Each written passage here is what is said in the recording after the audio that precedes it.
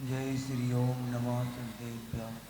नमो अरिहन्तारं नमो सिद्धारं नमो आर्याणं नमो वज्रायाणं नमो लोये सब्बसाहूणं।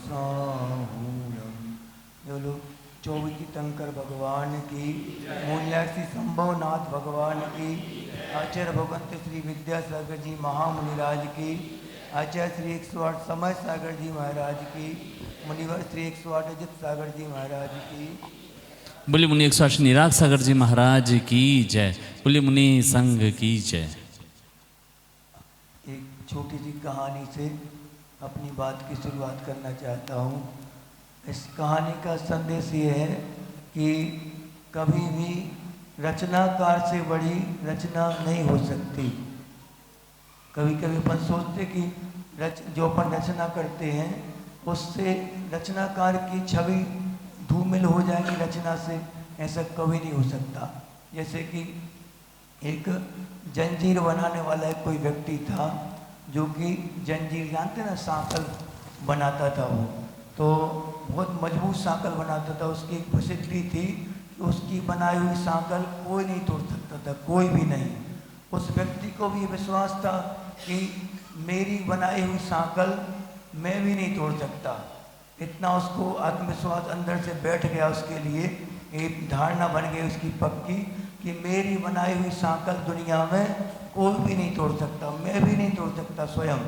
तो वो क्या करता था, उसकी एक आदत थी सांकल बना के और उसके ऊपर अपनी सील लगा देता था, अपने नाम की सील लगा के और बेच देता था, सबके लिए देता था। एक बार क्या हुआ, उसके जीवन में ऐसी घटना घटी कि उसको कैद में जाना पड़ा, माने जेल में जाना पड़ा। तो जेल में गया, उसके उसके हाथ पैर में वो सांकल बांध दी गई। अब उसको निश्चिंत था, बिल्कुल मुस्कुराता हुआ जेल चला गया। मेरे लिए कौन सी मुश्किल है कोई भी जंजीर को तोड़ने के लिए, मैं दुनिया की हर एक सांकल हर एक जंजीर को तोड़ सकता हूँ, ऐसा सोच के बिल्कुल मुस्कुराता निश्चिंत बैठा था वो। एक साधु बाबा पहुँचे वहीं पे हवालात में, मिलने गए होंगे किसी से, तो उस व्यक्ति को देखा ये कैद में होने के बाद भी इतना मुस्कुरा रहा है, इतने प्रसन्न चित्त है, क्या बात है। तो फिर उससे पूछा कि भैया तुम कैद में हो, इतनी बड़ी सजा मिली है तुम्हारे लिए, फिर भी तुम इतने खुश हो, प्रसन्न हो, क्या बात है। तो उसने क्या बोला कि मेरी बनाई हुई नहीं, उसने बोला दुनिया की ऐसी कोई सांकल नहीं बनी जो मुझको कैद में रख सके। मुझे तो जैसे ये पुलिस वाले यहाँ वहाँ होंगे, 1 मिनट में मैं तोड़ के भाग जाऊँगा यहाँ से। उसको विश्वास था अपने ऊपर पूरा। लेकिन अगले ही पल जैसे साधु बाबा थोड़े आगे पहुँचे, जाने लगे, अगले ही क्षण रोने की आवाज़ आई उसी व्यक्ति की। पलट के देखा साधु जी ने, अभी तो हंस रहा था, रोने लगा। पूछा उससे क्या बात है, अभी मैं जब आया था आपके पास 1 मिनट पहले तो आप तो हंस रहे थे, बोले थे कोई दुनिया की ऐसी सांकल नहीं हो सकती जो मुझे कैद में रख सके, अब क्यों रो रहे हो, क्या हो गया। तो वो कहता है ये देख रहे हैं आप, जंजीर दिखाई, जंजीर की एक कड़ी दिखाई, उसमें क्या लगा था, सील लगी थी। किसकी बनाई सील, उसी की बनाई सील लगी थी। तो वो देख के रोने लगा कि अब तो असंभव है, उसका मनोबल टूट गया। ये इतने मनोबल के साथ वो मुस्कुरा रहा था, प्रसन्न था, जी रहा था, उसने एक क्षण में उसका मनोबल टूट गया। क्यों, क्योंकि उसकी धारणा क्या थी, मेरी बनाई हुई जंजीर कोई तोड़ नहीं सकता, मैं सबकी जंजीर तोड़ सकता हूँ लेकिन मेरी अपनी जंजीर बनाई हुई मैं भी नहीं तोड़ सकता। ऐसी उसकी धारणा बन गई थी। तो वो रोने लगा। तो साधु बाबा होते हैं, उन्होंने क्या कहा कि भला ही तुम्हारी जंजीर, तुम जब दुनिया की हर जंजीर तोड़ सकते हो, ये भी तोड़ सकते हो, आप ही ने बनाया है, आपकी रचना आप स्वयं तोड़ नहीं सकते क्या। दुनिया में कम से कम कोई तोड़ ना पाए, लेकिन जिसने बनाया वो तो तोड़ ही सकता है। इससे क्या मैसेज मिला अपन को, हमारी अपनी बनाई रचना कौन सी है, जो हमने स्वयं बनाई है, क्या है मालूम है, कर्म है कि नहीं। सबसे बड़ी रचना ऐसी रचना है, आपके बनाए कर्म कौन तोड़ सकता है? अनंत सिद्ध मिलके भी आपकी बनाई रचना तोड़ नहीं सकते। दुनिया का कोई भी जीव आपकी बनाई रचना को तोड़ नहीं सकता। आपके बनाए कर्म को कौन तोड़ सकता है? सिर्फ हम तोड़ सकते। बस कितने ही तीर्थंकर आ जाए, आपको उपदेश दे दें, आप उनके चरण सानिध्य में रहो, साधुओं के चरण सानिध्य में रहो, देवसात गुरु की शरण में रहो, तब भी देवसात गुरु आपकी एक भी कर्म को ढीला नहीं कर सकते। कौन कर सकता है? अगर हम चाहें तो उनकी मदद से कर सकते हैं। तो वो जो साधु था वो कौन है? देवसात गुरु। उसकी मदद से। और ढीली किसको करना पड़ेगी? अपनी रचना काटना किसको पड़ेगी? उस साधु को, उस व्यक्ति को स्वयं। तो हमारी अपनी बनाई हुई रचना जिसे अपन कर्म बोलते हैं, जिसके कारण हम चारों गतियों में घूमते रहते हैं, जिसके कारण हम औदारिक आदि 5 शरीरों को धारण करते हैं, और जिसके कारण हम सुख दुख का अनुभव करते हैं।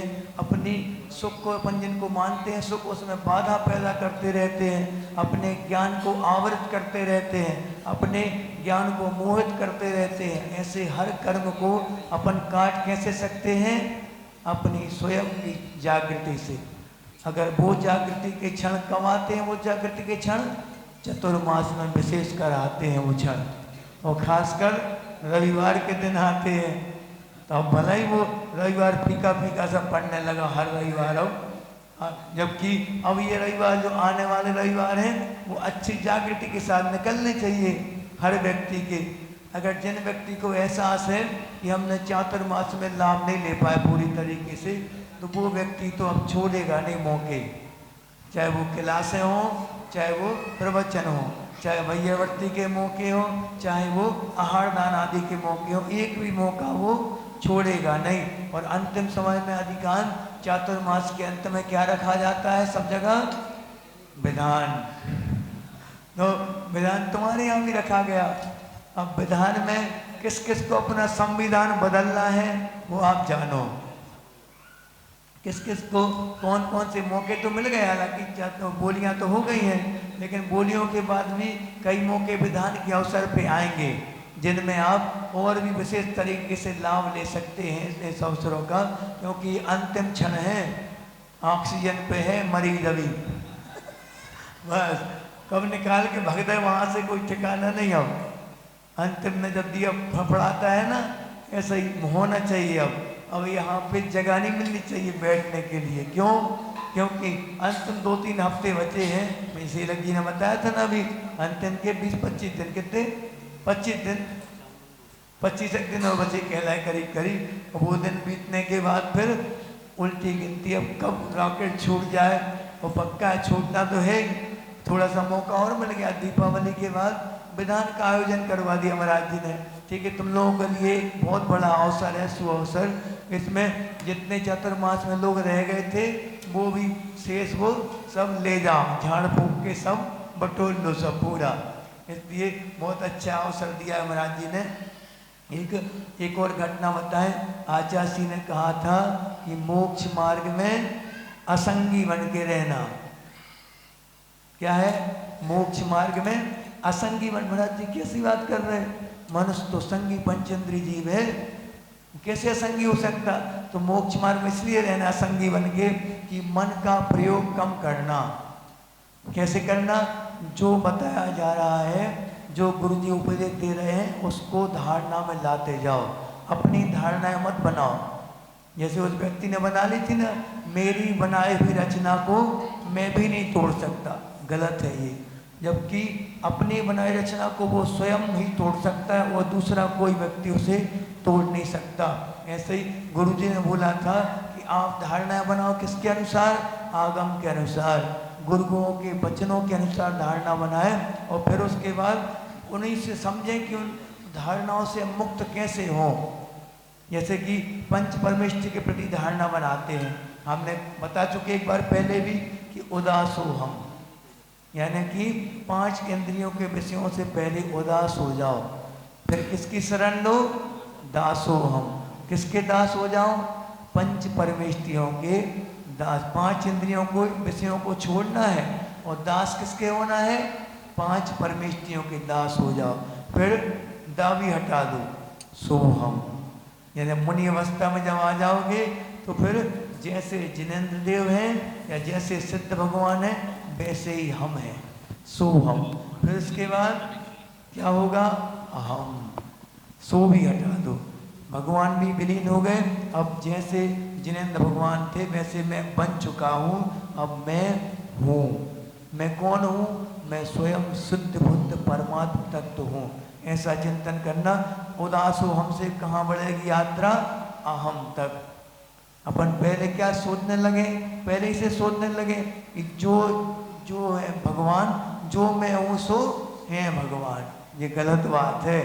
पहले उनके दास बनना, जिनेन्द्र भगवान के पंचेंद्रियों के विषयों से उदास होना और उनके दास बनना, फिर जाके जिनेन्द्र भगवान जैसे हैं वैसा मेरा स्वरूप है। उसके बाद फिर मैं स्वयं जिनेन्द्र हूँ, ये कहना, ये क्रम है। शुद्ध उपयोग से पहले अशुभ उपयोग से बचना, शुभ उपयोग में लगना और शुभ उपयोग से फिर शुद्ध उपयोग की जाना। और शुद्ध उपयोग का फल क्या है?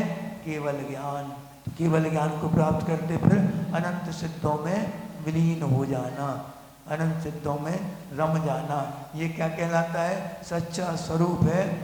उसमें मेरी भावना पंक्ति आती ना, वस्तु स्वरूप विचार खुशी से सब दुख संकट सहा करे।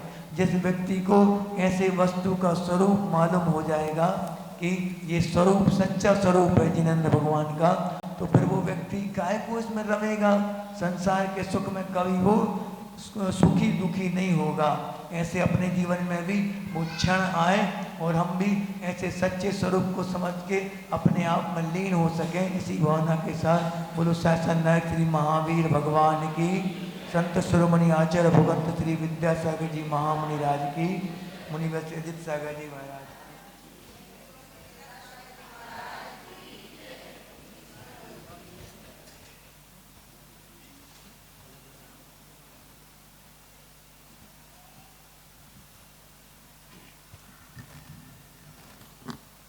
माइक दे दो।